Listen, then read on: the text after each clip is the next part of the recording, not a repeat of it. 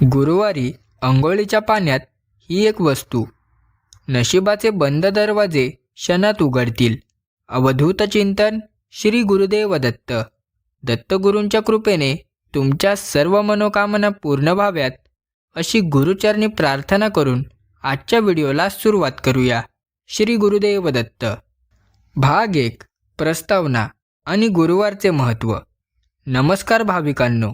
आपल्या हिंदू धर्मात गुरुवार हा दिवस गुरुदेवांना म्हणजेच भगवान दत्तात्रेयांना आणि बृहस्पती देवाला समर्पित आहे. गुरुवार हा विष्णू तत्वाचा दिवस मानला जातो. अनेकदा आपण खूप कष्ट करतो पण नशिबाची साथ मिळत नाही. कामात अडथळे येतात किंवा घरात विनाकारण कटकटी होतात. अशा वेळी शास्त्रात काही सोपे पण अत्यंत प्रभावी उपाय सांगितलेले आहेत. आजच्या या विशेष भागात आपण अशा एका गुप्त वस्तूंविषयी जाणून घेणार आहोत जी गुरुवारी अंघोळीच्या पाण्यात टाकल्यास तुमचे नशीब पालटू शकते. हे केवळ अंधश्रद्धा नसून यामागे आध्यात्मिक आणि सकारात्मक ऊर्जेचे शास्त्र दडलेले आहे. भाग 2. नशिबाचे दरवाजे आणि नकारात्मकता. अनेकांना प्रश्न पडतो की केवळ अंघोळीच्या पाण्याने नशीब कसे बदलेल. लक्षात घ्या, आपले शरीर हे पंचमहाभूतांनी बनलेले आहे आणि पाणी हे त्यातील एक मुख्य तत्व आहे. जेव्हा आपल्या शरीराभोवती नकारात्मक ऊर्जेचा वलय तयार होतो तेव्हा नशिबाचे दरवाजे बंद झाल्यासारखे वाटते. कोणतेही काम वेळेवर होत नाही. अंघोळ ही केवळ शरीर स्वच्छ करण्यासाठी नसते, तर ती मनाची आणि ऊर्जेची शुद्धी करण्याची प्रक्रिया असते.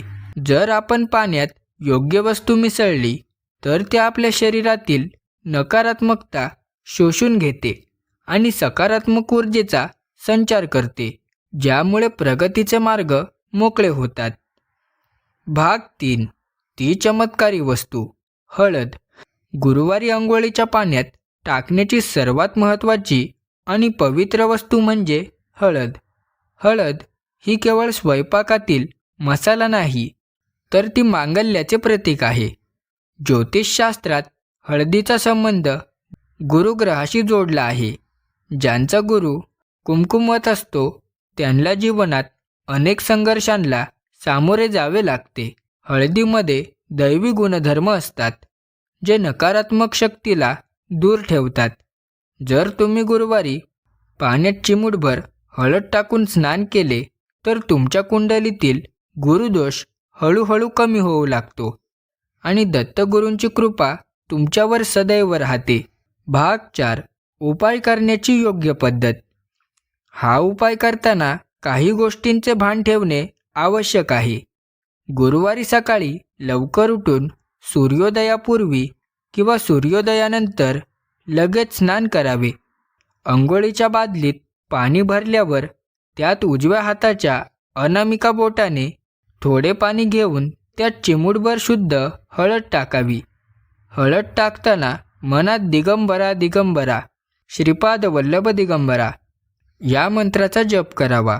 पाणी आणि हळद यांचे मिश्रण करताना तुमची इच्छा किंवा अडकलेले काम पूर्ण व्हावे अशी मनोमन प्रार्थना करावी. ही श्रद्धाच उपायाला शक्ती देते. भाग 5. हळदीच्या स्नानाचे आध्यात्मिक फायदे.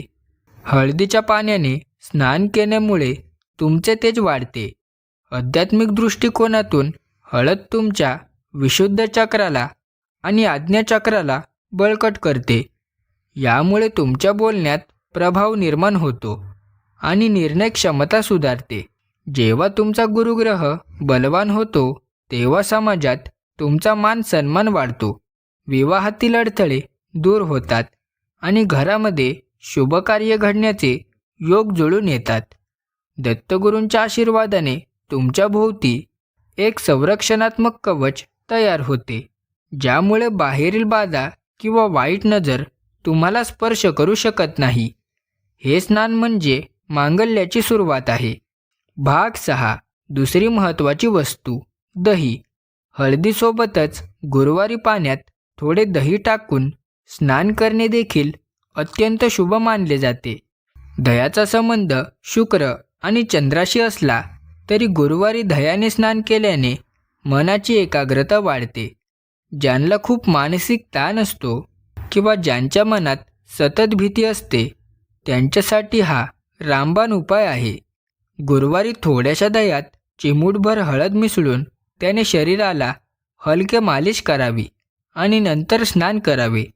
यामुळे दरिद्रता दूर होते आणि घरातील लक्ष्मी स्थिर राहते. हा उपाय केल्याने तुमच्या व्यक्तिमत्वात एक वेगळी चमक निर्माण होते. भाग 7. केशर आणि नशिबाची साथ. जर तुम्हाला शक्य असेल तर गुरुवारी अंघोळीच्या पाण्यात केशराच्या 2 काड्या टाकाव्यात. केशर हे अत्यंत पवित्र आणि गुरुग्रहाचे कारक मानले जाते. केशराच्या वापराने राजयोग जुळून येण्यास मदत होते. ज्यांना नोकरीत बढती हवी आहे किंवा व्यवसायात मोठी गुंतवणूक करायची आहे त्यांनी हा उपाय नक्की करावा. केशरयुक्त पाण्याने स्नान केल्याने तुमची बुद्धी सात्विक होते आणि तुमच्या हातून चांगली कामे घडतात.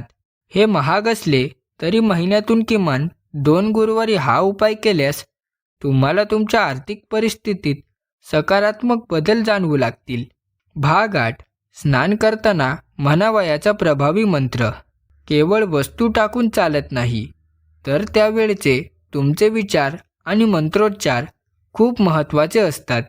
स्नान करताना तुम्ही श्री गुरुदेव दत्त या नामाचा सतत उच्चार करावा किंवा गंगाच यमुने चैव गोदावरी सरस्वती नर्मदे सिंधू कावेरी जलस्मिन सन्निधिकुरु या श्लोकाचे पठण करावे.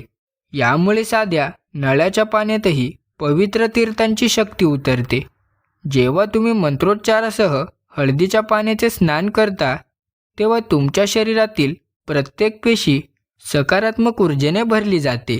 यामुळे तुमचे नशीब उजळण्यास मदत होते आणि मनातील भीती कायमची नष्ट होते.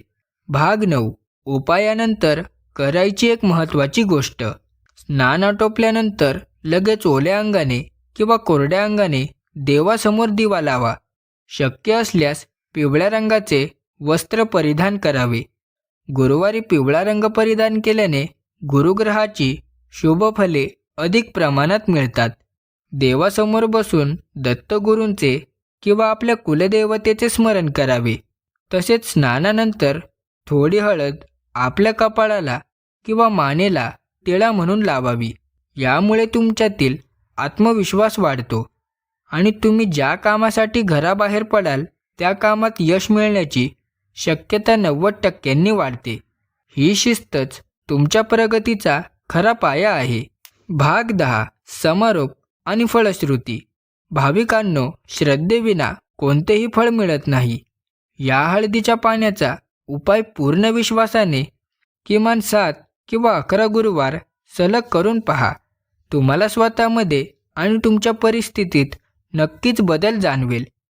नशिबाचे बंद दरवाजे उघडण्यासाठी केवळ नशिबावर अवलंबून राहू नका, तर अशा आध्यात्मिक उपायांची साथ घ्या.